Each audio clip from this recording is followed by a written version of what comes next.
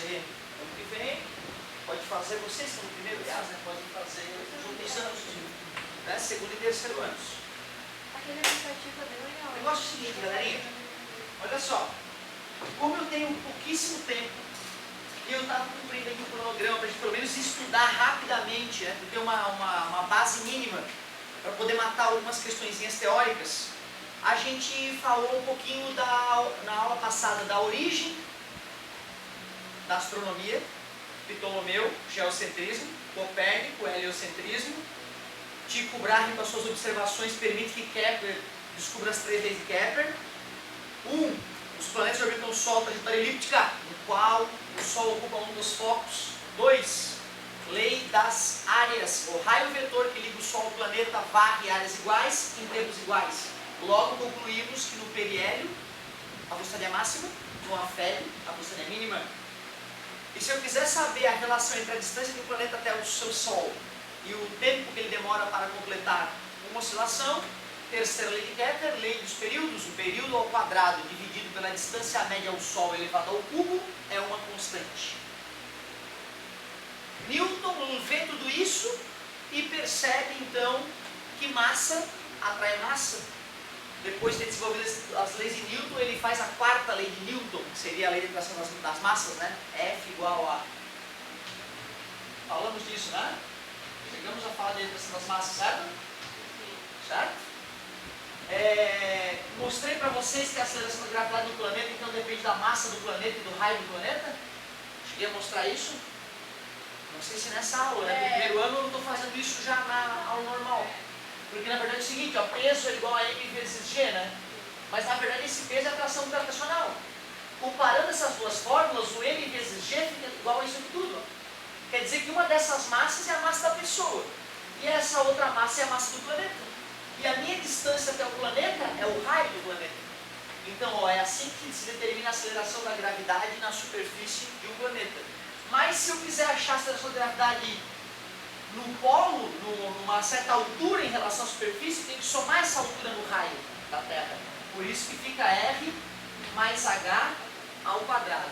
Então, ó, a aceleração da gravidade no local onde o satélite orbita a Terra depende da massa da Terra, do raio da Terra e da altura do satélite em relação à Terra. Não se esqueçam que nos satélites a aceleração da gravidade é alta. É alta a aceleração da gravidade, é 8 e pouco, 7 e pouco. Né? A galera acha que está flutuando porque não tem aceleração da gravidade. É um erro. Show de bola, nada demais. Então eu fui. Leis de Kepler, lei de Hubble, isso está faltando. Falamos um pouquinho da história do eletromagnetismo, lei de Hubble. Falamos do Big Bang, da origem do universo, da origem dos átomos, né, que são as estrelas que fundem os átomos no seu núcleo. Concordo mesmo? E Big Bang. Como é que veio essa história de Big Bang mesmo? O Hubble começou a observar onde estavam as galáxias e marcar a posição dessas galáxias. E aí ele conseguiu definir a trajetória, percebeu que essas galáxias todas vinham de um certo lugar, fazendo os cálculos para descobrir, né, quando que elas estavam juntinhas. Nós temos a idade do universo 13, uns quebrados de bilhões de anos. Então vamos lá. Como é que o Hubble chegou a essa conclusão? Eu, na sequência aqui, eu vou te mostrar sobre as radiações eletromagnéticas, todas elas, te mostrar como é que elas são geradas, e nós vamos perceber que assim como as ondas do mar, as ondas eletromagnéticas, elas mudam de frequência dependendo de onde está a fonte das ondas e o observador. Como assim, professor? Estou na beira da praia. Estou parado na beira da praia. E as ondas do mar começam a bater nos meus pés. Eu corro para cima das ondas. Como é que seria o barulho das ondas batendo em mim? Mais alto? Mais forte? Eu digo, seria, se antes era, agora vai ser, vai demorar mais? Vai ser mais rápido, né? Vai ficar, cair nada. Tudo bem para vocês? Porém, se eu começo a me afastar da fonte das ondas que é o mar, os barulhos ficam mais espaçados. Esse barulho de um som é a frequência média, frequência rápida, frequência mais baixa. Tudo bem para vocês? Quando eu, observador, corro para cima das ondas, a frequência aumenta. Quando eu, observador, me afasto das ondas, este é o chamado efeito Doppler. O efeito Doppler eu te expliquei para as ondas do mar. Das ondas do mar. Concordo mesmo? Eu poderia estar parado e Deus poderia afastar o mar de mim enquanto eu observo o mar. E nesse caso, Deus afastando o mar de mim, como é que fica a frequência? Diminui. Tudo bem? Deus aproxima o mar de mim enquanto eu estou parado. Lógico. Tudo bem com vocês? Vocês percebem o efeito Doppler todo dia quando vê uma ambulância passar por vocês? Na aproximação, o barulho é... Quando passa por ti, fica mais grave. Era mais agudo, aumentou a frequência do som, ficou mais grave, diminuiu a frequência do som. Carro de Fórmula 1, agudo, mais grave. Tudo bem para vocês? E a luz é assim. A luz é assim. Se um objeto está se aproximando da fonte da luz, a frequência da luz vai se desviar para um lado. Se eu estou me afastando da frequência da fonte de luz, a frequência da luz vai se desviar para o outro. Já que estamos falando de frequência, eu não posso deixar de comentar. Vamos falar rapidamente das radiações eletromagnéticas. Essa história de radiação eletromagnética começou com o pessoal percebendo que quando eu pego um fio e faço a corrente elétrica ir para um lado e para o outro bem rápido, deste fio emana um tipo de luz invisível, chamada ondas de rádio. Hertz, quando fez a primeira transmissão transoceânica de ondas de rádio, começou a modificar o mundo com as estações de rádio surgindo em todos os lugares. Imagina, um cara emite uma radiação eletromagnética lá nos Estados Unidos e capta na Europa que seja essa radiação. A radiação que o cara gerou lá no outro lugar. Meu Deus, conseguimos transmitir um tipo de luz invisível de um lugar para o outro. Haviam nascido as ondas de rádio. Como é que eu gero ondas de rádio? Basta pegar cargas elétricas, elétrons, e sacudir para um lado e para o outro dentro do fio. Esse fio vira uma antena e emite ondas de rádio. Na verdade, o que acontece é o seguinte, a carga elétrica gera em volta dela algo que a moça do terceiro ano já conhece, gera campo elétrico. Quando eu sacudo uma carga elétrica, além de campo elétrico, surge campo magnético, que gera um campo magnético. Isso é uma radiação Quando eu faço as minhas mãos assim, não é por loucura, é porque os campos eletromagnéticos são perpendiculares um ao outro. Imaginem que eu sou um raio de luz, ou uma onda de rádio, indo para lá. Se a onda de rádio vai para lá, os campos eletromagnéticos dela se intercalam desta forma. Ondas de rádio andam na velocidade da luz no vácuo, assim como todas as radiações eletromagnéticas que eu vou te apresentar. Porém, a tecnologia foi aumentando e os caras começaram a fazer válvulas eletrônicas especiais. Eu acho que era às 3 horas, mas não tem problema. Mas pode continuar. Aliás, antes das válvulas eletrônicas especiais, pulei um pouco. Ondas de rádio. Elétrons oscilando num fio podem gerar ondas de rádio. Na verdade, existem corpos celestes que geram ondas de rádio. Beleza? Existem corpos celestes. A galera chegou a achar que era alienígena. Ó, meu Deus, onda de rádio vindo do espaço, é um alienígena. Aí eles viram que não, que eram os pulsares, que são pares de estrelas que giram uma em torno da outra, e aí uma está emitindo onda de rádio. Quando uma passa pela frente da outra, bloqueia a onda de rádio.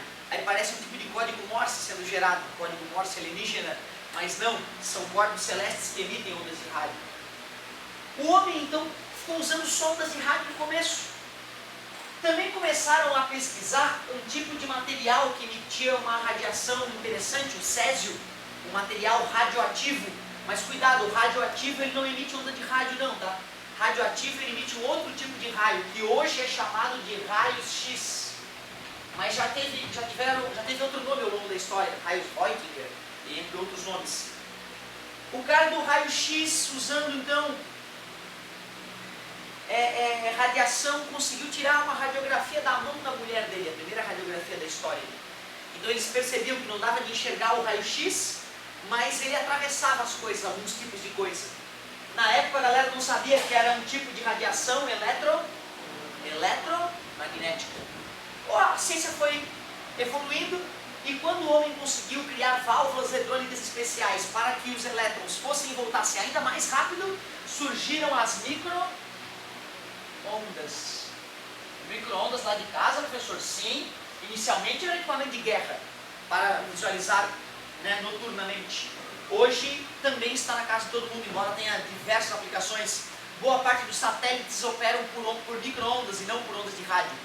Porque enquanto as ondas de rádio, os campos eletromagnéticos se intercalam um pouco mais devagar, tipo 100 MHz, conhece essa estação? 100 MHz mais ou menos?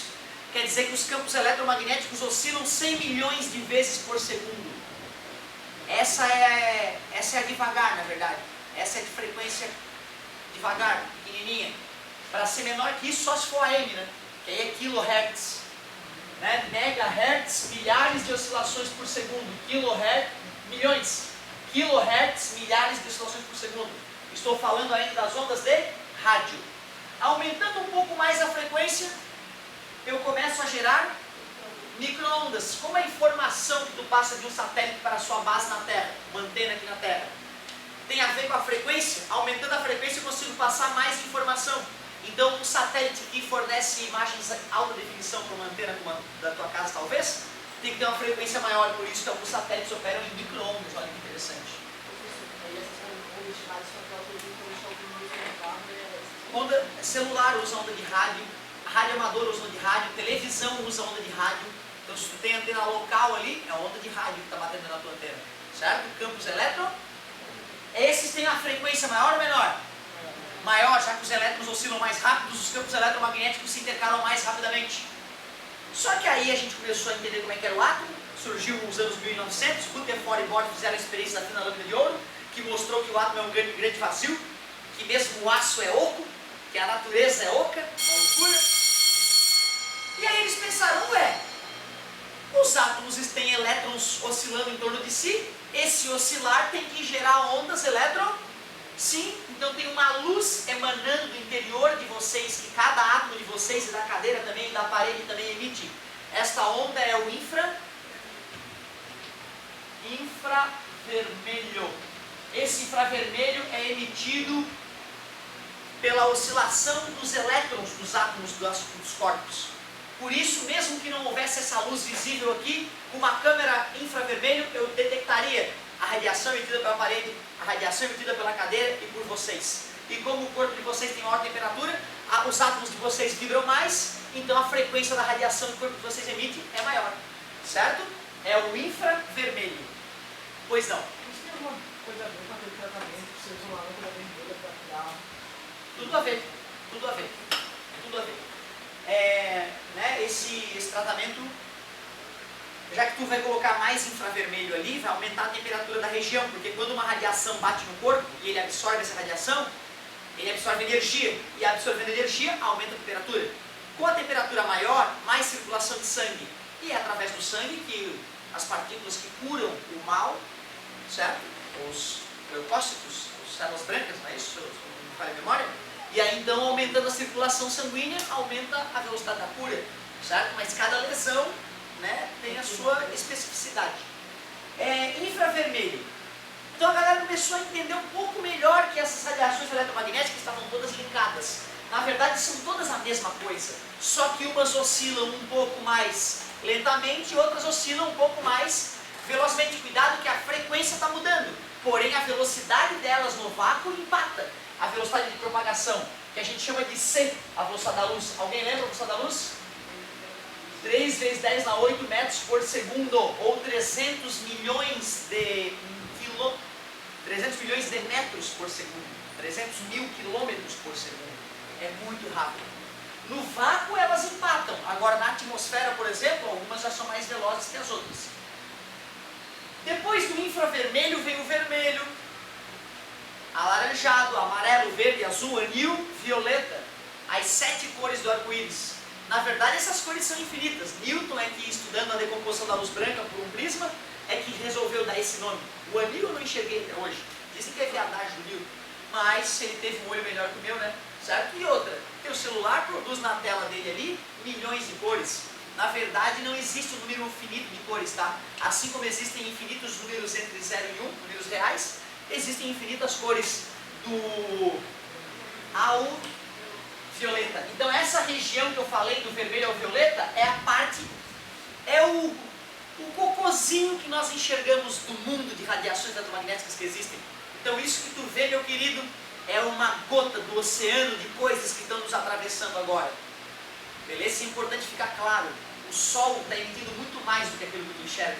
Existem partículas emitidas pelo Sol, os neutrinos, que estão varrendo cada milímetro quadrado, milhões de neutrinos por milímetro quadrado estão atravessando o teu corpo agora, mesmo debaixo do concreto. Então isso é importante ficar claro, tá? Que não está enxergando nada do que de fato está acontecendo à nossa volta. Luz. Depois da luz, quem é que vem mesmo? Ultravioleta, né? Termina no violeta, sacou? Ultravioleta, acima do violeta. Ultravioleta. Infravermelho vem da parte interna do átomo. Luz vem da casquinha do átomo. Certo? E ultravioleta já vem mais também da parte interna do átomo mais uma vez.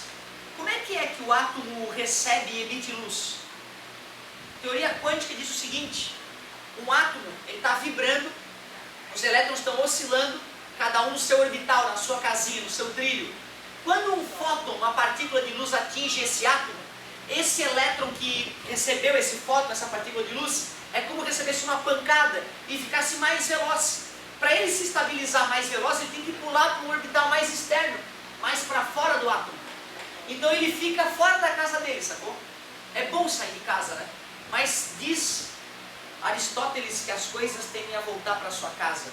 E por incrível que pareça, esse elétron daqui a pouco volta para o orbital natural dele. E ao voltar, está perdendo energia. Para perder energia, tem que emitir luz, um fóton. Então tu vê, os átomos trocam energia com o mundo através de pacotes de energia, fóton. Ou seja, não dá para tu jogar para um átomo a energia que vem na tua mente. Ou tu joga um fóton, ou tu joga 2 fótons, ou 3 fótons. Ou seja, não dá para cortar o fóton ao meio e jogar energia, uma parte de energia pela metade, digamos assim. É isso que é física quântica, que ela acontece de quantidades em quantidades, não é contínua, como os números reais, por exemplo. Certo? Então tu vê, tem coisa na natureza que é contínua, como o espectro eletromagnético, e tem coisas na natureza que são discretas, como a energia que os átomos trocam entre si. Loucura, não? Bom, raios X. Como é que a gente gera raios X? Desculpa, eu estava falando de césio, falei uma merda incrível. O césio, tá, que a galera usava para fazer algumas radiografias primordiais, é raios gama, tá, galera? É raios gama, partículas alfa e beta, é outra história. Os raios X, na verdade, são gerados pela abrupta desaceleração de elétrons. Tu pega elétrons, acelera em altíssima velocidade através de uma grande voltagem, por exemplo, 10 mil, 20 mil, 100 mil volts, e faz esses elétrons baterem com tudo numa placa metálica. Ao desacelerar o elétron, eu estou retirando energia dele.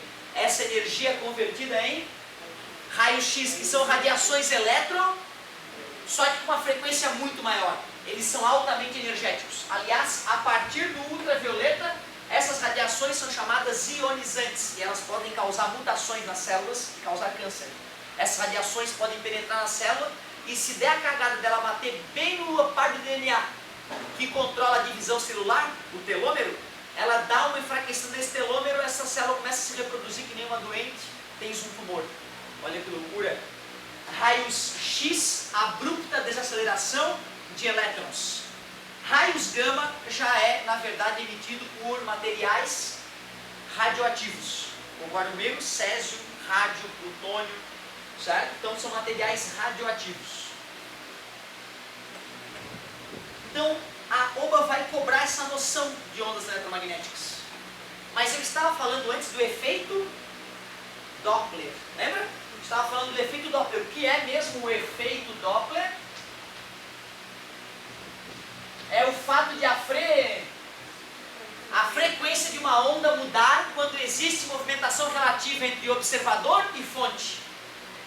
Hubble, como é que Hubble descobriu descobriu que as galáxias vistas aqui da Terra estavam todas se afastando umas das outras.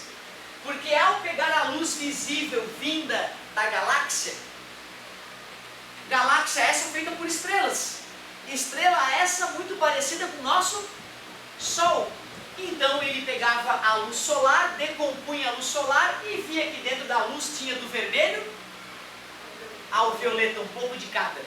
Porém, quando ele pegava a luz vinda dessas estrelas distantes, dessas galáxias distantes, quando ele decompunha a luz no prisma e ia observar as cores que tinha ali dentro, ele percebia que já que a frequência estava indo para o vermelho. Quem é que tem frequência maior mesmo, vermelho ou violeta? Violeta, né? Como a frequência estava indo para o vermelho, quer dizer que a fonte da luz estava se afastando. Porque se estivesse vindo para o azul, é assim que o policial mede a velocidade do carro.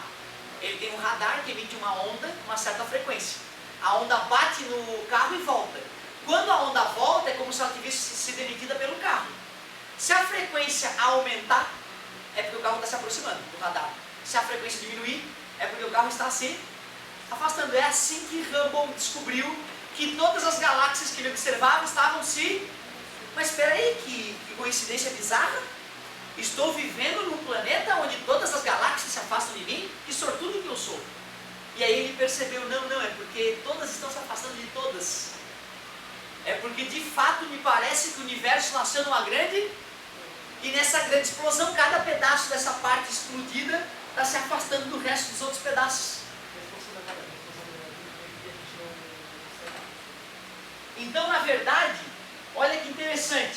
Através do efeito Doppler da luz, observando a luz das galáxias, vendo que ela tinha uma mudança para o vermelho, porque a frequência diminuiu, então tem que estar se afastando. Então, o redshift que os livros, né, em inglês falam, a mudança para o vermelho, revelou que as galáxias estavam se afastando. E assim como a gente detecta a velocidade de um carro com radar, ele fazendo essa decomposição da luz, ele conseguia calcular a velocidade das galáxias. E aí a grande surpresa de Hubble. Galáxia, imagina que aqui é a Terra, não é mais o Big Bang, é a Terra. Quando o Hubble olhava uma galáxia próxima, a velocidade dela era pequena. A mudança para o vermelho era pequena. Quando ele observava uma galáxia distante, a velocidade de afastamento dela era maior. E o pior, era diretamente proporcional. Ele pegava essa distância, quando a distância dobrava, a velocidade com que a galáxia se afastava, dobrava. E é isso que é a lei de Hubble. Hubble porque foi o cara que fez as observações. O primeiro cara que percebeu que o pontinho de luz não era uma estrela, e sim um conjunto de bilhões de estrelas, galáxias. Que loucura! A lei de Hubble, então, primeiro te contei, né, qualitativamente, vamos agora falar dela quantitativamente. A lei de Hubble é o seguinte, ó, quanto maior a velocidade, aliás, a velocidade da galáxia de afastamento, dividido pela distância desta galáxia até a Terra, é uma constante. Essa constante é chamada de constante de Hubble, como Hubble é escrito com H. Claro que eu posso escrever que a velocidade com que a galáxia se afasta é H vezes R, sem problema nenhum. Isto que é a lei de Hubble. Mas o R eu vou falar o nome do cara. A distância. R é a distância, V a velocidade. Certo? O problema é o seguinte, medir distâncias de galáxias que estão às vezes milhões de anos-luz da Terra não é fácil. Por isso que esse valor dessa constante, hoje ele já deve estar muito melhor, mas ele, nas últimas pesquisas lá de 1998 para perto do ano 2000, 1999, ele mudou um pouco esse valor, foi se alterando, porque as máquinas foram ficando mais precisas, né? E nós fomos achando um valor mais adequado. Eu trouxe um exemplo aqui da minha Bíblia, que é um exemplo muito interessante sobre a lei de Hubble. Dois exemplos aqui interessantes para a gente discutir. Mas para que a gente possa fazer algum cálculo, sobre a lei de Hubble, eu primeiro vou ter que introduzir alguns conceitos interessantes. Sol, Terra. Vocês sabem que essa distância não se mantém constante, né? Tem o ponto mais próximo e o cerca de 150 milhões de quilômetros. É essa distância. Essa distância é uma, já que a gente, ao olhar para o céu, ou ver o Sol, que é uma estrela, ou ver as outras estrelas, a gente pode usar a nossa distância até o Sol como uma referência.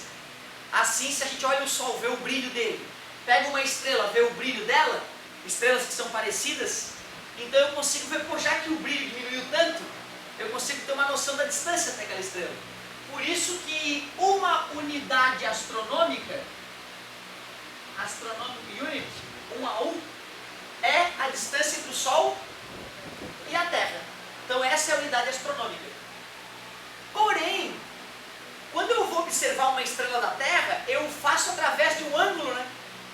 Lembra da primeira linha?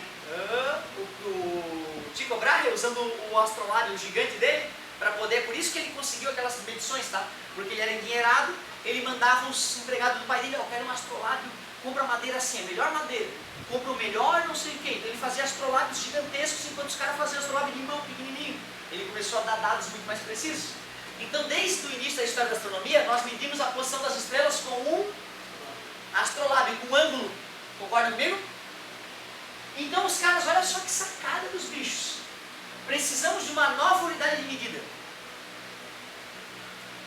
Se eu quero aqui da Terra medir a posição de uma estrela, ou se eu quero comparar a posição entre duas estrelas distantes, eu preciso fazer uma relação dessa distância da Terra até a estrela com essa unidade astronômica e com ângulo, porque eu uso o ângulo para medir isso na prática.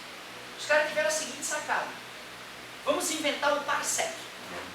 Vamos inventar uma nova unidade, parsec. O que é o parsec? Parsec é tu pegar um triângulo, fazer com que a distância entre esses dois pontos do triângulo, lá no final do triângulo, seja 1 a 1, ou seja, uma unidade que é a distância média entre o Sol e a Terra.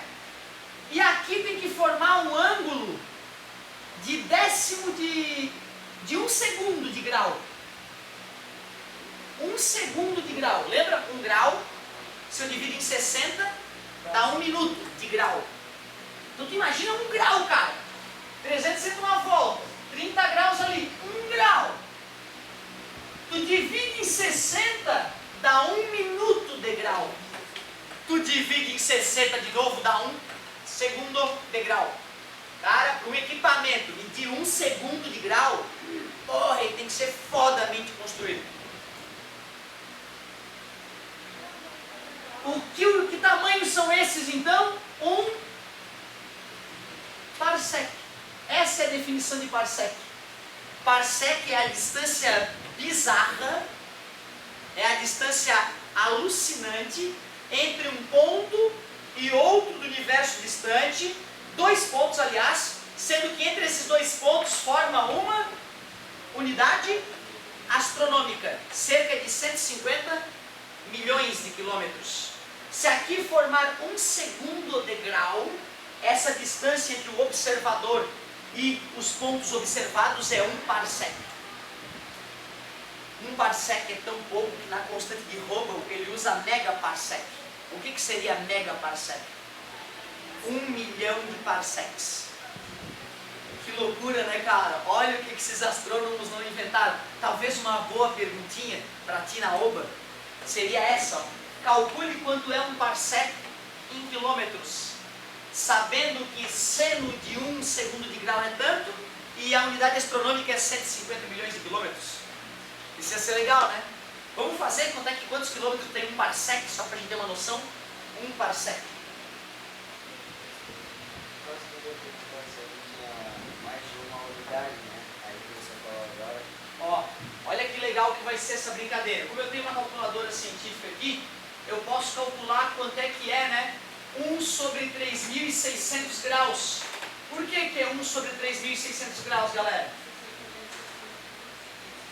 60 vezes 60 dá 3.600, eu tinha que dividir por 60 e dividir por 60 o grau, né? Aquilo ali que é 1 segundo de grau.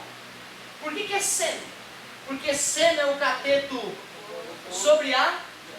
Esse tamanho aqui, cara, ó, esse tamanho aqui, ó, a gente pode aproximar por 90 graus sem problema nenhum, só para o erro seria mínimo, tá? O erro seria mínimo.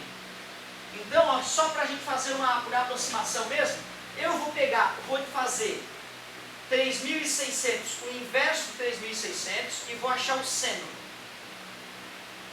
Dá aproximadamente, estou fazendo aproximado, tá galera? Deu 4.8, vou fazer 5 vezes 10 na menos 6, é um valor bem pequeno. Beleza?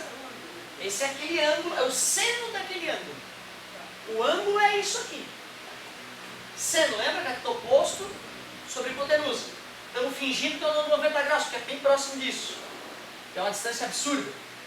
Isso aqui é o nosso x que a gente quer determinar, né?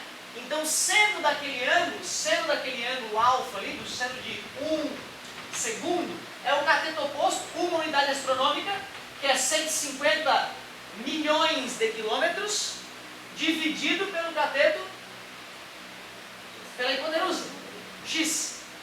Passa multiplicando 150 milhões de quilômetros, dividido por o seno de 1 sobre 3.100 graus, que deu quanto? 5 vezes 10 na menos 6. Então x é igual a 150 dividido por 5, 30, 10 na menos 6 passa para cima, 10 na 12 quilômetros. Milhão, bilhão, trilhão, 30 trilhões de quilômetros é um parsec. Bem por cima, só para ter uma noção. Na hora que o Hubble foi fazer as contas dele, como as galáxias são muito distantes, muito mais distantes que o parsec, às vezes, ele acabou aparecendo o megaparsec, certo? Então, megaparsec. Só fiz essa introdução porque agora eu vou escrever a constante de Hubble. Se eu não falasse o que é o parsec, a gente ia ficar boiando, certo? Outra, ó, pensa assim, ó, porra, é longe pra caralho, é um tamanho que é longe demais, mas relaxa. Chama de x se estiver te incomodando o tamanho dele, entendeu? Pensa, tá, são 3 parsecs, vamos fingir que eu sei, 33 km. Pra não perturbar o teu coração, tá? Certo? Quer ver, ó? Vamos usar um exemplozinho da constante de Hubble, da lei de Hubble. Vamos usar um exemplozinho.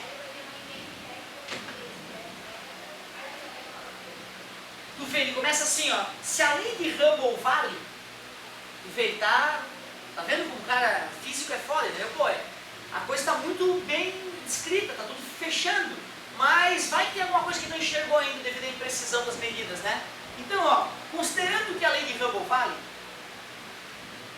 o quanto está afastado um quasar que aparentemente tem uma velocidade de afastamento de 2,8 vezes 10 na 8 metros por segundo.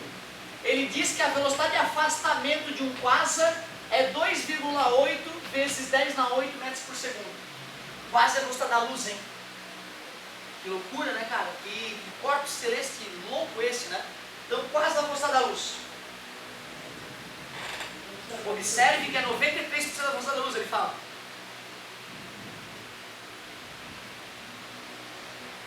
É isso que ele pergunta, ó. Quanto está afastado da Terra? Só isso que ele pergunta. O quanto está afastado da Terra um quasar que tem esta velocidade de afastamento? Então aqui está a Terra, lá está o quasar, esse quasar tem uma velocidade de afastamento que é esse V, ele quer saber a distância até a Terra. Para eu poder usar a lei de Hubble para determinar o R, eu tenho que saber o H, concorda comigo? E ele fornece o valor do H. O valor do H que ele tem usado aqui, que hoje talvez já esteja um pouco modificado, é importante deixar isso claro. O H é a constante de Hubble. É esse número que ele achou fazendo as contas. Ele media a velocidade da galáxia até a Terra, pelo redshift, pelo efeito Doppler da luz, e media a distância astronomicamente, usando o parsec. Astrolabe ele media o ângulo. Com a definição de parsec, ele calculava, tem tantos parsecs daqui até lá. Então ele usava essa distância. Ele foi fazendo várias medidas e percebia que dava igual. Tu pega uma galáxia lá na PQP, faz a conta para ela, valor de uma galáxia vizinha. Ele, caramba, achei a constante de Deus para expandir o universo. Tá entendendo, cara? Coisa punk, bicho, coisa punk. Então esse H é justamente a divisão da velocidade do objeto pela distância até a Terra. O valor do H que ele fornece é o seguinte, ó. Ele fornece de várias maneiras, ó. Primeiro ele fala 80 quilômetros por segundo por megapc. O que é aquele megapc? Megaparsec. 1 milhão de parsecs. Beleza? Certo? Faz sentido, né? Ó, isso aqui é velocidade, metros por segundo. A distância ele media em megaparsec, perdão, não era em parsec, porque parsec é pouco, como eu falei. Essa aqui era em megaparsec. Como isso é em megaparsec e isso aqui é em metros por segundo, dividindo, o megaparsec fica junto com o segundo depois, né? Tudo bem para vocês? Beleza? Então tá, ele falou a velocidade, falou a constante de Hubble, e aí a gente pode achar o valor do R, concordam comigo? É, né? Porque, ó, se eu fizer o R, o que eu vou fazer? Eu vou pegar e vou dividir por H em ambos os lados, né? É V sobre H. R é igual, o valor do V, 2,8 vezes 10 na 8 metros por segundo sobre o H. Aí, olha só, além de ele falar esse valor original, ele deixa claro o seguinte, ó, 1 megaparsec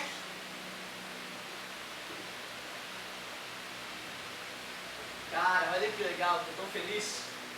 Ele fala o seguinte, ó, 1 megaparsec, aqui no livro, hein? No livro, ele é ninja, sou um bosta da física, não se esquece. 1 megaparsec é igual a 3,084 vezes 10 na 19 quilômetros. Será que eu não errei? Eu falei que isso aqui era o parsec, né?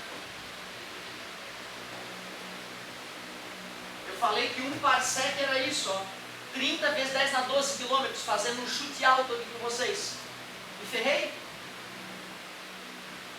Não, por quê? Ah, tá. Então como é mega, é multiplicar por 10 na 6, né? Vai ficar mega, né? Aí aqui vai, me ferrei, ó, 10 na 18? Não. Aumenta esse número, diminui esse número aqui, tem que... Tu viu, cara? Uma conta tosca que nós fizemos juntos aqui, que era seno, cateto oposto e hipotenusa. Parecia difícil pra caramba, né? Mas foi seno, cara, foi um seno. Por que tu tá olhando essas questões e tá ficando doido? É que é tudo novo pra ti. Tu aprendeu ontem. Então o que está faltando é tempo de contato com a matéria. Se tu ficar mais um mêsinho brincando de... Opa, talvez, meu querido, vai ficar ruim de concorrer contigo ano que vem. Entendeu? Quantos jovens ficam estudando astronomia na tua idade só porque querem? Porque não vão ser cobrados por isso, porque o pai não obrigou. Né? Vocês são raridade. Aliás, muito obrigado pela presença. Estou feliz de ver a atenção da galera. Então, olha só, ele fala que o megaparsec, bem bonito o nosso valor, estou orgulhoso da gente, cara, ó. Só erramos na... Erramos não, né? Não fizemos após aquela casa vírgula, né? Certo? E ele ainda fala, ó, que isso é igual a 3,26 vezes 10 na 6 light year. O que é light year mesmo? Ano-luz, né? Certo? Ano-luz. Porque se eu for fazer a conta aqui desse jeito, ó, por que eu não posso botar o 80 de cara ali, ó? Quilômetros por segundo, né? Vamos passar isso aqui para quilômetro por segundo? Para passar de metro para quilômetro, como o quilômetro é maior, né? Basta diminuir esse número aqui 3 casas, né? Concorda comigo? Então vai ficar 10 na 5, que aí já deu quilômetro por segundo. Qual é a constante de Hubble? 80 quilômetros por segundo megaparsec. Ah, chique pra caramba, megaparsec. 1 quilômetro por segundo vai cortar com 1 quilômetro por segundo. E divisão de fração é a primeira vezes o inverso da segunda. A distância desse quasar até o quasar até a Terra vai ficar 20, eu poderia fazer, né? 280, 28 dividido por 800, concorda comigo? Igual as casas elimina vírgula. Tudo bem com vocês? 0, vai 0, 0 vai 0, 3 vezes 8, 24, sobra 400, abaixo do zero, 5, tudo bem para vocês? Então deu 0,035, isso, megaparsec. Beleza? Mas nós sabemos parsec. Eu não consigo pensar em parsec. O que eu posso fazer? Eu posso pegar ano-luz, é mais divertido, né? O tempo que a luz, os astrônomos preferem, né? Então vamos pegar 1 megaparsec, já que está em megaparsec, vamos multiplicar por 3,26 vezes 10 na 6. Só para não perder tempo, então. Só para não perder tempo, vou multiplicar essa conversão pelo ponto 0,35, 3,26 e na 6, multiplica, deu 1, 2, 3, deu 1,14 vezes 10 na 5 anos luz. Só 114 mil anos luz. Esta coisa está da Terra a 114 mil anos luz. Assustador.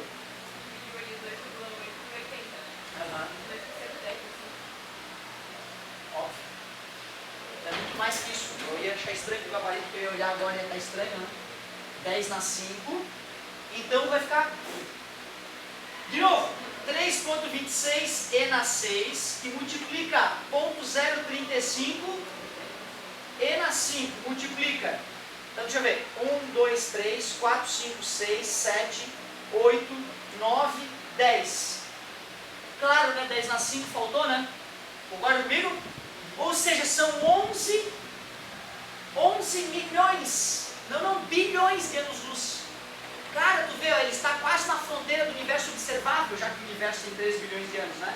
Vamos ver quanto é que o nosso gabarito aqui nos fornece. 11 vezes 10 na 9. Errei? Não, tô de sacanagem, só para esse cara, tá ligado?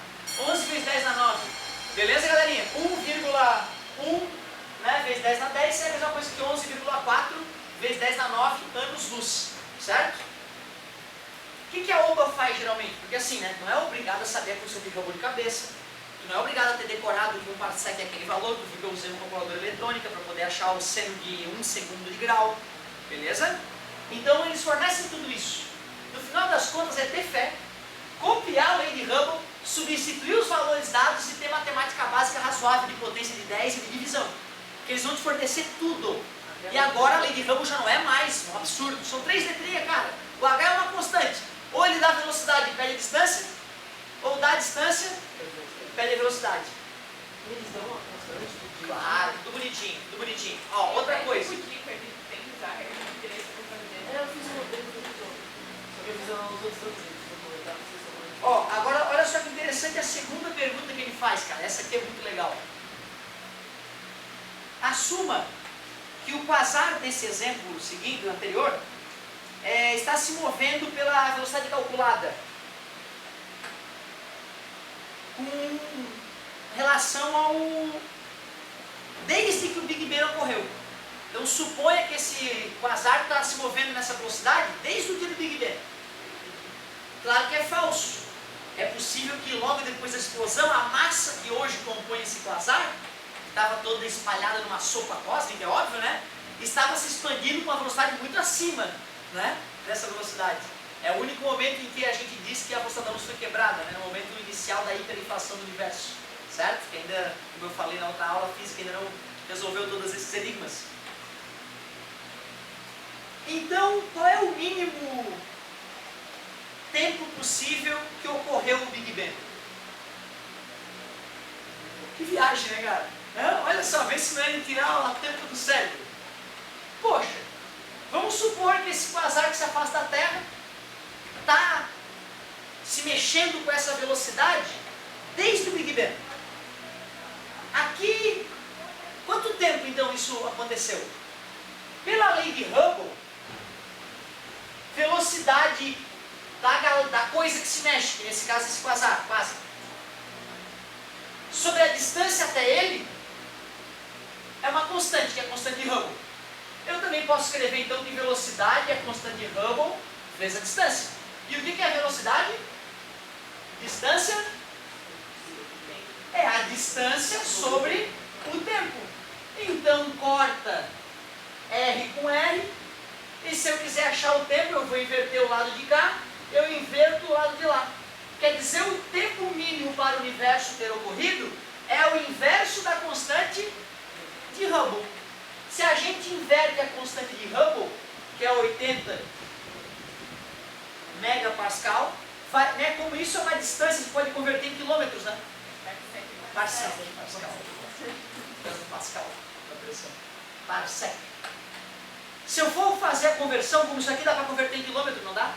Eu vou cortar quilômetro com quilômetro, a resposta então vai ser o inverso do segundo, a resposta vai sair em segundos. Se nós colocássemos os resultados, dá 12 vezes 10 na 9 anos. O que é 12 vezes 10 na 9 anos? 12 bilhões de anos, que é próximo do valor aceito hoje para a unidade do universo. Mostrando que com a lei de Hubble dá até para calcular a idade do universo. Essa é outra questão boa aí para a lei de Hubble, cara. O cara da lei de Hubble conta tudo, dá tudo enrobejado, dá tudo com as relações de transformação, calcule a idade do universo considerando, faz A e B, assim. Cara, olha, a gente ia acertar na mosca se acontecesse isso, hein? Então, ó, como é que é a sacadinha? É só trocar a velocidade por distância sobre, corta a distância com a distância, o tempo da idade do universo é o inverso da constante de Hubble. Fica fácil colocar os valorzinhos ali, ele vai te dar os valores de um jeito possível de calcular. Agora, vai ter continha de vírgula, tá? Tem que saber dividir com calma. Potência de 10 ali tem que ter a noçãozinha, né, da potência de 10. Certo? Esse é uma parte desafiadora. Pô, cara, deixa eu ver pelo menos alguma outra coisa aqui. Não sei que o tempo estourou. Deixa eu ver uma coisinha aqui. Até as 4, 10 minutos. Eu vou fazer essa questão pra gente. A velocidade que disse que era 2,8 vezes 3, não 8. Ah, tá, vou medir no Quilômetro por segundo. Para poder cortar com quilômetro por segundo. Não, beleza. Cara, ó. Uma coisa que faltou falar um pouquinho é de calor. Das formas como o calor se propaga, condução. Certo? O calor vai ser transmitido lá de uma árvore, ocorre nos sólidos. Convecção. O calor é transmitido pelo movimento de massa, ocorre em gases e líquidos. Radiação é o calor transmitido por ondas principalmente o infravermelho, que tem o sinônimo de ondas de calor. Então faltou comentar essa ideia do calor, que é no segundo ano geralmente que a gente estuda, então a amiga já tem alguma noção de calor. Magnetismo. É importante saber que o que gera campo magnético é corrente elétrica, ou seja, cargas elétricas em movimento é que geram campo magnético. A Terra não possui campo magnético? Então no interior da Terra obrigatoriamente tem que ter corrente elétrica, é o que gera campo magnético. Se a Terra tem campo magnético no seu entorno, é porque dentro da Terra tem corrente elétrica. Não é mina de magnetita, não é ferro, não é mina de ferro, não. Tem gente que acha que a Terra é magnética porque tem mina de ferro mais num lugar que tem no outro. Nada a ver com a vida. Dentro do interior da Terra, certamente existem correntes elétricas altíssimas. Essas correntes elétricas é que geram o campo magnético. É isso aí. Tu vê, cara, Galileu, ao olhar, ele recebeu uma carta do holandês que falava como é que fazia um telescópiozinho pequenininho. Tanto que hoje esse telescópio é chamado telescópio de Galileu. É uma lente ocular e uma lente objetiva, que fica próximo do objeto. Ele enrolou com couro, seguindo a dica da carta do holandês. 1500 e pouco, né, galera? Não se esquece. E aí, ó, putz, tem mancha do sol. Tem mancha. E ela se mexe. Morreu cego dos dois olhos. Quando estragou o olho, ele usou o outro até arrebentar. Sim, vai estudar o sol. E aí ele começou a fazer mapa das manchas solares. Ele percebia que elas migravam de lugar. Ele já sabia que quanto mais manchas solares, que são negras, mais intenso estava o sol. Tu vê, cara, olhando o sol a olho nu, ele já sacou isso. Só mais recentemente nós voltamos a entender. Então tu vê, existem regiões do sol mais escuras, e nessa região está ocorrendo uma perturbação eletromagnética mais intensa, que desvia a luz visível dali, mas nesse momento ele está emitindo mais radiação. Certo? Então, né, pelo menos para a gente não dizer que a gente não falou do que são essas manchas solares. Ó, evolução estelar seria legal dar uma lidinha. Lá no site da OBA tem tudo isso, tem material infinito para tu estudar. É. Pô, minha voz, imagina, falar a voz do carro. Minha voz dá até vergonha. que faz os vídeos da UBA, né? É, fica sentado lento. Ele é bem lento, devagar, os vídeos tem 40 minutos pra lá. Isso é um probleminha. Porque assim, eu te confesso que para poder fazer isso aqui bem bonito, eu precisaria de um mês de aula, essa é a verdade, vamos ser vitalistas, né? E a aula só ia ter efeito se depois das aulas vocês fizessem exercício também, importante estar bem claro nisso, certo? Mas sim, vou colocar. Mas deixa eu fazer então pelo menos uma questãozinha aí, pra gente não estourar o tempo mais.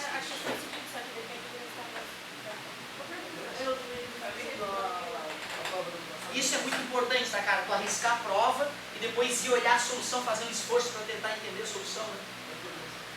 Quanto maior a massa, menor a altura.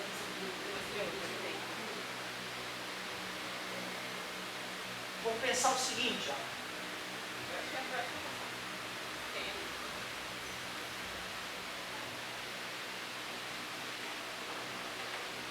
Dois corpos estão se atraindo, certo? Na hora do equilíbrio, este peso tem que se igualar à força centrípeta. Lembra? Força centrípeta. Esse peso eu vou calcular ou por peso igual a M vezes G, se eu souber o G naquele local, ou pela lei da atração das massas. Se for pela lei da atração das massas, é Gzão, Mzão, vou chamar de Mzão e Mzinho, beleza, galera? Sobre distância, que eu vou chamar do raio da curva que vai estar fazendo em torno do outro, R ao quadrado é igual. Força centrípeta é mv ao quadrado sobre R. No primeiro ano, a gente falou rapidamente de aceleração centrípeta, mas não jogamos na segunda lei de Newton para a fórmula de força centrípeta. Né? Então, a gente teria que pegar a fórmula da aceleração centrípeta, V ao quadrado sobre R, e substituir no física, meu amor. Então aí vira a fórmula da força centrípeta, porque está relacionada com a aceleração centrípeta, não é justo, né? Certo? Então vai ficar mv ao quadrado sobre R. Cortando aqui, ó, R com R, eu corto M com M, eu vou descobrir que a velocidade orbital é a raiz quadrada de Gm sobre R. Então, do que depende a velocidade orbital de um corpo que está orbitando ali, né? Um planeta, por exemplo, um satélite orbitando o planeta. A velocidade depende da massa do planeta e da distância, o raio, né? Que é aproximadamente o raio, né? Do satélite até o planeta. Cuidado, hein? Aumentando a massa da coisa 4 vezes,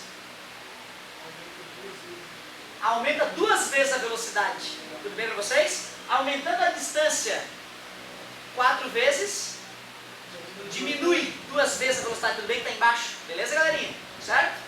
Mas tu vê, ó, é possível estabilizar um corpo de uma massa.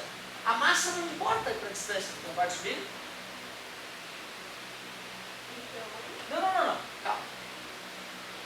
Porém, aí faz a tua pergunta. Tem uma questão ali, acho que é a próxima, né? Tem 2 estrelas, mostra a órbita delas, e a maior. Aí ela pede qual tem a maior massa. E a explicação que ele dá que tem a maior massa é que tem a órbita menor. Tem a órbita menor. Certo? Quando dois corpos orbitam, se eles orbitassem no vácuo absoluto, era natural imaginar que ele nunca fosse perder velocidade, nunca fosse perder energia, ia ficar estável na sua órbita para todo sempre. Porém, já que existem perdas de energia, mesmo quando um objeto gigantesco, né, singra pelo vácuo do espaço, vácuo entre aspas, ele pode estar ejetando um pouco de matéria, por exemplo. Uma estrela está perdendo massa, lembra? Concorda comigo? Quando há uma perda de energia, se eu diminuir um pouco a minha velocidade, eu iria me afastar. Concorda comigo? Certo? Agora, uma estrela de massa maior, ela, por ser atraída com mais força pelo outro corpo que ela está orbitando, né? A tendência depois de muito tempo é que comece a se aproximar, né? Como é que as estrelas se formaram? Não foi com massa atrai massa, certo? Então a gente deveria concluir que objetos mais massivos, que possuem uma atração gravitacional maior, tendem a se aproximar mais do objeto que se orbita. Vamos olhar a questão então. Acho que tem a questão de que bota umas formas de um que outro, mas eu dei uma negativa assim. Calcule a massa do asteroide B612 para que o Pequeno Príncipe... Ah, não, primeiro ele introduziu ele, tá certo? Lá. Mas Olha, não é olha a aqui. questão, eu já falei. A questão é a próxima. É a próxima, né? Isso aqui depende da... É, não, é porque Mas ele... depende de uma depende da outra. É por isso que vamos tentar fazer as duas. No famoso livro O Pequeno Príncipe, o Antoine Saint-Exupéry, o Pequeno Príncipe, habita por algum tempo o minúsculo asteroide B612, o qual teria aparentemente cerca de 1 metro de diâmetro.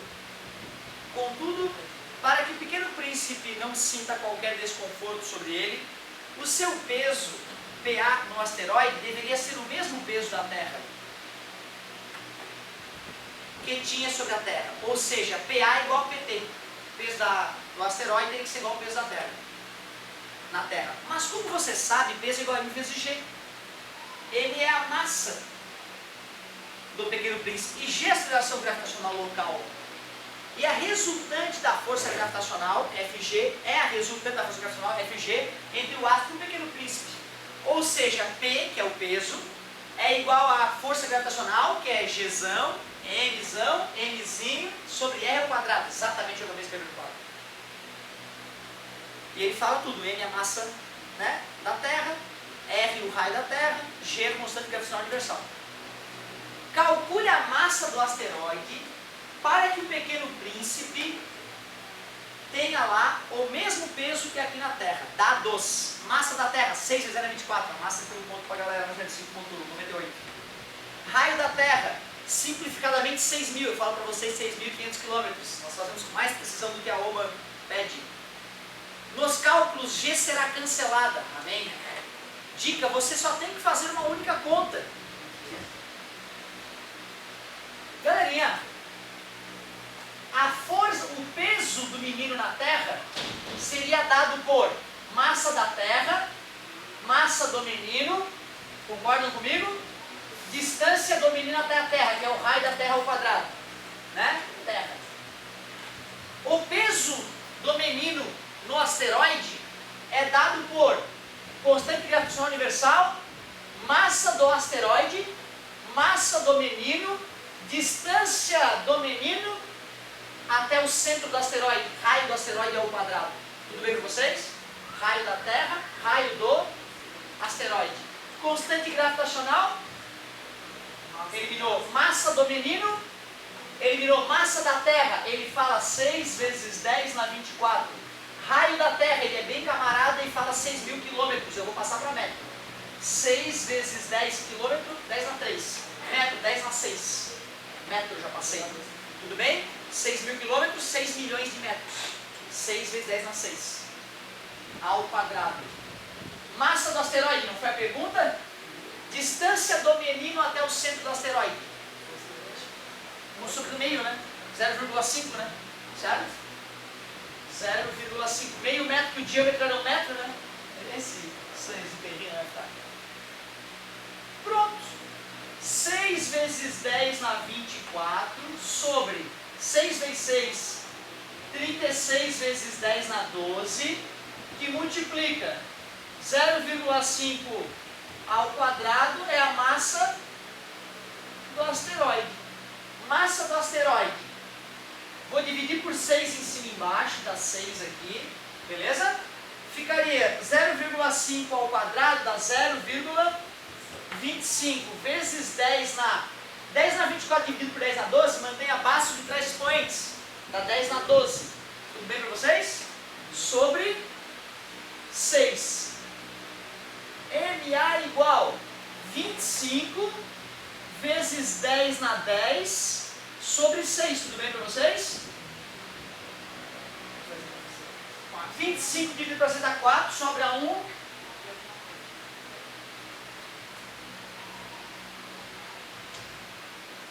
Certo?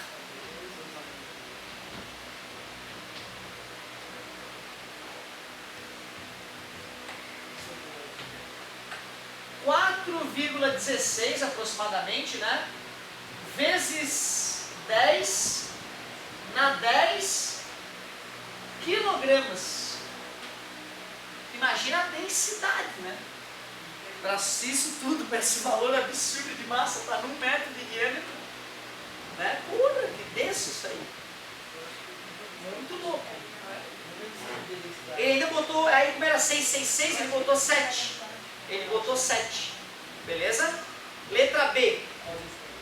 Use o resultado anterior e calcule quantas vezes a densidade do asteroide é maior do que a densidade típica de uma estrela anã branca, cuja densidade é aproximadamente 1 vezes 10 na 9 quilograma metro cúbico na menos 3. Que história é essa, quilograma metro cúbico na menos 3? Ou seja, calcule a razão dA sobre DAB. Pô, cara, vai dizer que não é uma prova do caramba. Esses caras escrevem muito bem a provinha. O cara sai na provinha, sai aprendendo já. É um tesão. Dali, opa! Muito bom. Só fiquei triste com a notícia dos vídeos, mas agora eu vou começar a gravar vídeo para obra já. Esse ano, já no ano que vem, nós... Ai, já vou Boa pergunta, eu não sei como é que funciona essa história, mas eu acho que deve ter trainee, deve ter tipo trainee, fazer não como aluno, fazer como um cara que gosta de estudar brincadeira, entendeu? Que nem vestibular, o cara pode fazer, né, em alguns lugares como trainee só. Não, aí na universidade vai ter vários tipos de... E outra, cara, na universidade vai estudar o Heidegger, né, cara? Vai entender tudo, dos quarks, os leptons, os bósons, né? Eu vou te falar, cara, hoje que eu estou estudando para OBA, eu fui da página 1000 e pouco do livro à página 12, tinha uma dúvida que eu não lembrava exatamente a definição de parsec. Eu tive que voltar no exercício do capítulo 1. Eu estava no capítulo 40 e cacetado, tá entendendo? Porra, é um tesão. Então tu vê que coisa bem desenhada, né, cara? Tu tem que saber aquela merda toda, para ter uma noção básica de física. Aí tu é física, depois tu dominar tudo que é física. Aí se quiser fazer mestrado, doutorado, o bicho pega. Viagem, né, cara? Massa! Vamos lá! Densidade. O que é densidade? É massa sobre volume. A massa do cara nós descobrimos. Aproximadamente 4,16 vezes 10 na 10 quilogramas. Ele quer o volume em metros cúbicos. O volume de uma esfera, tu vê, cara, ele não forneceu a fórmula, cara. O volume de uma esfera é 4/3 de πr ao cubo. Então tu vê, esse cara não é tarado, né, cara? O cara... Isso eu acho até, depende, se bem que assim, pro nível, esse é pro nível 4, né? Pro nível 3, ele com certeza forneceria a fórmula do... Certo? Não, é só mais, né, outro... Mas galera, não se esqueça, a matéria do nível 3 cai no nível 4, tá? Por isso que às vezes fazer dar uma olhadinha, pelo menos por cima, é interessante, né? 4/3 de πr ao cubo. Vamos usar o pi como aproximadamente 3? Usa? Amém, amém, amém. 4 vezes. Quanto é que é o raio mesmo? 0,5, né? Então vai ficar o volume de 4 vezes 5 vezes 5, 25, vezes 5, 125. 0,125. Vezes 2, 0,25. Vezes 2 de novo, 0,5. Estranho, né? Dá uma insegurança. Mas é isso, 0,5 metros cúbicos. Como isso aqui era quilograma, e aqui agora nós calculamos 0,5 metros cúbicos, a densidade fica 8,32 vezes 10 na 10 quilogramas por metro cúbico. Mas ele não quer isso, ele quer a razão disso por uma anã branca. D do asteroide, que eu calculei, sobre o D da anã branca. A do asteroide deu 8,32 vezes 10 na 10. E a da anã branca ele fala 1 vezes 10 na 9.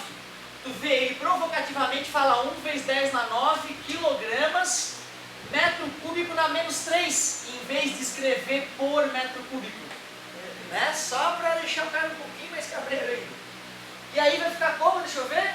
8,32, 10/1. Caramba, esse asteroide do Saint-Exupéry aí é 83 vezes mais denso que uma anã branca, que já é densa pra caramba. Bizarro, né? Show de bola. Não, deixa eu ler o resto. Anãs brancas são estrelas degeneradas que não possuem mais fusão nuclear. Tem massa de 1,4 vezes a massa do Sol, 40% mais massiva que o Sol, similar ao da Terra. São mantidas pela pressão de degenerência dos elétrons. A mais próxima ao Sol é a companheira de Sirius. É a companheira de Sirius, não é a Sirius. Então é uma anãzinha branca que deve ficar orbitando ali Sirius. Que show! 83,2, ó. Como ele usou mais uma casa aqui, 7, né? Certo? Ele deu o valor, a segunda casa após a vírgula. Às vezes eles tiram uns décimozinhos, na hora de corrigir, como sou eu que corrijo a prova, vem um manual de correção. Ele fala, se o aluno cometeu um erro na segunda casa após a vírgula, desconte tanto. Certo? Sim. Não vou nem falar assim, não. Sim, vamos lá, era essa que eu queria, né? Pra gente finalizar, que eu já estourei, eu tô aqui na área de estourar. Isso, mas vamos dividir aqui com a raça. O Sol é uma estrela isolada, mas a maioria delas são binárias. Ou seja, ambas giram em torno do baricentro do sistema. O baricentro do sistema seria onde estaria, se elas estivessem conectadas, né, onde estaria a massa delas concentrada, digamos assim, né, o peso delas, massa mais preciso. E elas ficam ali então orbitando aquele, certo? Orbitando aquele centro geométrico da loucura. Então a maioria das estrelas é binárias, ele está afirmando aqui. Tu vê, cara, ele não vai te perguntando nada, ele está te ensinando, na verdade. É por isso que é legal de fazer. Né? De fazer para tu ir aprendendo, cara. Eu aprendo cada vez que eu leio essas porcarias aqui. O Sol é uma estrela isolada binárias. Ou seja, ambas giram em torno do baricentro do sistema. As binárias também obedecem à terceira lei de Kepler. Olha que legal. T ao quadrado igual a K vezes D ao cubo. Senhor, não foi assim que tu ensinou? Como não? Não é a mesma coisa que dizer que isso é uma constante?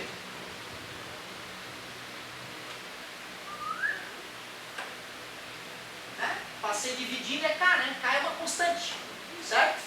Então, explicar isso, falar isso, ou escrever a lei de Kepler, a terceira lei de Kepler dessa maneira, dá no mesmo.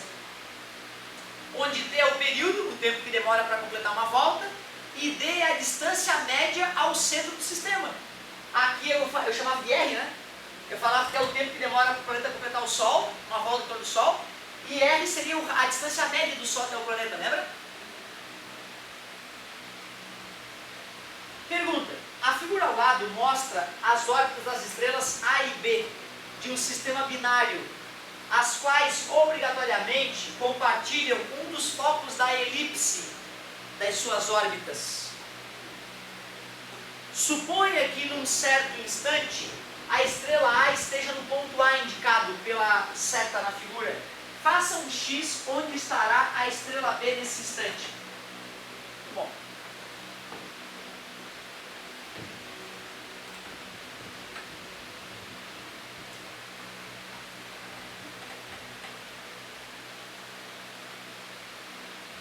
Olha só que questão interessante. Ele mostra a órbita de B, certo? Que é uma elipse, então órbita de B. Fala que B estaria ali, então a massa de B está concentrada naquele ponto. Ele traçou uma reta de B até a estrela A, de massa MA, portanto, a estrela A, e ele traça uma elipse. Isso parece que é circular, mas é elíptico, tá, galera? Beleza? Como se estivessem conectadas. Ele mostrou mais ou menos aqui onde é que estava o baricentro do sistema. Se elas tivessem massas iguais, o baricentro estaria bem no meio. Se o baricentro está mais próximo dessa, como aparentemente está, né? Concorda comigo? Então o baricentro ficou um pouco mais deslocado para próximo dela. Tudo bem? Órbitas elípticas, cara, ó. Orbitam em órbitas elípticas. Como o Sol é o centro do nosso sistema, é o Sol que a gente orbita. Mas elas, como são duas estrelas, elas orbitam a massa do sistema ali. Legal. Ele falou, aqui é o baricentro. foco, lembra que quando eu fiz elipse para vocês, né? Esse papelzinho aí, né? Fiz uma elipse para vocês, não fiz? Quando eu segurei um papelzinho em 2 lugares, estiquei o cordãozinho e fiz a elipse, esses 2 pontos eu chamei de foco, né? Essa elipse tem um foco aqui e o outro foco é bem no baricentro. Essa outra elipse tem um foco aqui e o outro foco é bem no baricentro. Elas compartilham, é ali próximo do baricentro ao menos, elas compartilham um foco. Ou seja, as 2 trajetórias são elípticas. Cada elipse tem 2 focos. E esse segundo foco eles teriam que estar compartilhados. O meu desenho não está tão bom quanto o da provinha, lógico, né? Então tu vê, ó, naquele momento elas estavam ali, ó, certo? Ele fala o seguinte, olha que interessante, ele fala o seguinte, ó, RA, ele chama de RB, no cantinho da figura, ele fala R é igual a RA mais RB. Ele fala M é igual a MA mais MB. E ele escreve MA vezes RA é igual a MB vezes RB.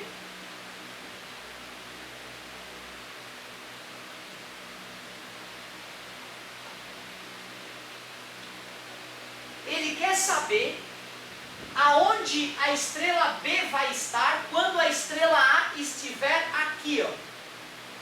Ele bota a estrela A bem aqui. No meu caso, eu teria que botar ela um pouco mais para cá, para a resposta ficar parecida, já que as minhas curvas não estão precisas. Ele fala o seguinte, ó, e quando a A estiver ali, aonde que a outra vai estar? A resposta está aqui, ó. É só traçar uma reta que liga as estrelas passando pelo baricentro. Então, ó, tu viu, é muito mais para te ensinar do que para te pedir para fazer um cálculo da NASA. É muito mais para ensinar do que para fazer o cálculo da NASA. Beleza? Então agora tu já sabe, tu vê, ó. Acabaste aprendendo mais ou menos como é que é a mecânica de movimentação das 2 estrelas, ó. Certo? Olha o que vai acontecer, ó. Essa vai vir aqui, elas vão se aproximar, vão se cruzar. Olha que linda que vai ser o... Putz, cara, olha que Deus criou por aí afora, meu Deus. Exato. B. Pelo exame da figura ao lado, diga qual das estrelas tem maior massa e justifique sua resposta. Sem querer, eu acabei já respondendo aquilo lá, né? Justificativa errada perde todos os pontos desse item. Se não sabe, ele está falando, se não sabe, não se meta. Né? Tem que ser inteligente nessa hora. Se não estiver seguro do que estiveres falando, certo? Não responda. Observe que o meu baricentro estava mais próximo da estrela A do que da B. Então a estrela A é mais massiva. Beleza? É só colocar isso, que é aquela narrativa que vai mais próxima da Isso, sim. Mas vamos ver o que o cara fala. A de A maior, a de maior massa é a estrela A, pois tem menor órbita. Tu vê, agora a justificativa já ficou melhor a dele, ó. Ou a estrela de maior massa é A, pois RA menor que RB, está mais próximo do baricentro. Certo? Então MA maior que MB, para que, ó, como ele colocou no cantinho, eu poderia usar a própria equaçãozinha que ele colocou no cantinho para responder, ó. Como R, está aqui, a resposta está aqui, ó. Como RA é menor, MA tem que ser maior pela multiplicação, massa vezes raio dá igual. Certo? Ô, viva oba, galerinha, mas vocês foram guerreiros, tá? Eu vim aqui na boa vontade, ficar escutando a minha vozinha, que não é das melhores esse tempo todo. Ninja, hein, cara? Gostei de ver, garoto. Parabéns, hein, cara? Muito bom. Falou, galera. Desculpa não poder ficar mais. Mas a próxima oba, se não for nessa, nós vamos arrebentar.